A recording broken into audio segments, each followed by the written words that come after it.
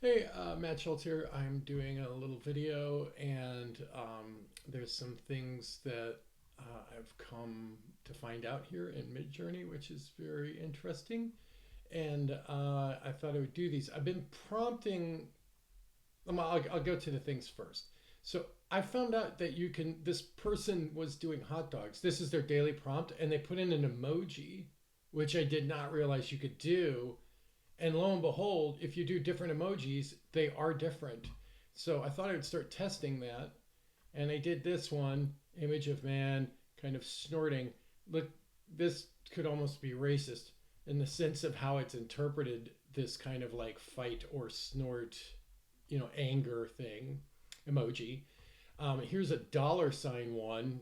That's interesting too, because you have such a kind of varying degree, somebody who looks like they don't have money and someone hipster who looks like he may have money. It's very interesting. Then I grabbed this one, the like really sexy, that's a real hot person, and it's banned. They literally banned the emoji. So that's insane. Then the Japanese mask, and it did appropriate ones there. I mean, these are pretty amazing from starting points. This my prompts here, mind you, are all the same. Image of a man within just the emoji, right? So there's nothing else I'm using here. So again, it's definitely interpreting the emoji. This is like the nerd emoji, right? Even says, oh, like yeah. See, it even tells you. There you go. So I've got the nerd emoji, and then it kind of gives you this old man with glasses, nerd. So it's fairly good. The heart eyes, so it's the sexy. Again, it came up with for men. That's interesting considering the amount of men creating women as sexy characters. It's hilarious too. This one was shocking. The alien. I mean, that's straight up. Look how good that is. That's a great alien. Like I would wonder if I prompted that if it even came up with a good one. Elf couldn't interpret that well. But then I've been doing these. This is a variant.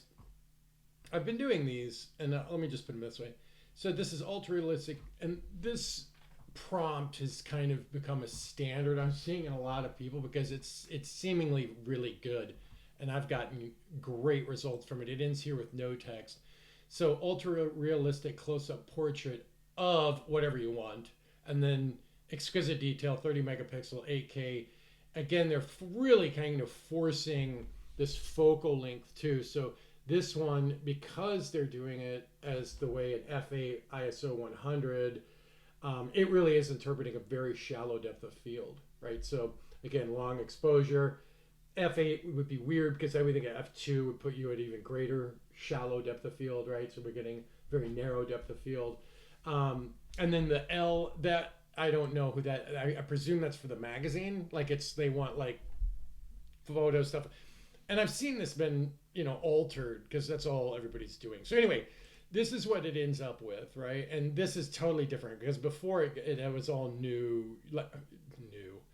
It was all younger women and very young for like little girl up, and now somehow it's redone it here. But what I did is, as a test, I put the alien emoji here at the beginning with the same prompt. Oh, and then I made it Midjourney as AI. So there are two variables there, right? So I added that. I want it to see itself as the fortune teller, and Midjourney AI, because I previously did this too, added itself as a woman, right? It made itself a woman. And then here, what's interesting is the alien, it added text, which I find very interesting. So it looks like an ad. And then here I added it at the end to see if there's any variable of the way it's being described, and it's virtually the same thing, still young women. And then I did it without the alien to see how it was doing, and here it is again. So somehow Midjourney, and this one shows up before, again without Midjourney, just fortune teller, right? So it's kind of using the same one, but why it adds in the like its own version of like lorem ipsum, like faux text, which I actually love because its layout is pretty good from as typography, right? The text is pretty good. So anyway, I thought I would just share that, and then I dropped it out again, unreal, ultra realistic of just the fortune teller, and I took out Midjourney AI as the fortune teller, and it went back to these, right? So again, fairly good. What's interesting is how many I've been doing an entire bug alien series with filigree as multiple prompts in all aspects, and how it's carrying that through. I'm curious as if Midjourney is, one thing is that it's learning from you, specifically us individually, right? So it's learning me and my preferences, and it's honing its delivery points, no matter what the prompt is, based on previous prompts, right?